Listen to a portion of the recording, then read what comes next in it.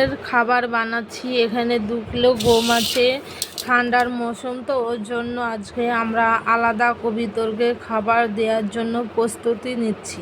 এবারে চাল দিলাম, আরও দেখো অনেক কিছু দেওয়ার জন্য আছে, তোমরা দেখতে থাকো। এবারে মুসুরির ডাল দিচ্ছি, আখড়া মুসুরের ডাল। এটা মিক্স করতে হবে। 5টা একসঙ্গে উপকরণ দিচ্ছে। এবারে ছোলা ঢালছে। আর আজকে বাজরাটা পাইনি, বিকেলে তোমাদের দাদা ভাইটা যাবে। মটর দিচ্ছে, ধান আসবে। আর হলো তোমাদের দাদা ভাই মিক্স করছে, আমি অতটা মিক্স করতে পারি না। ভালো করে মিক্স করে ওদের খাওয়ানো হবে।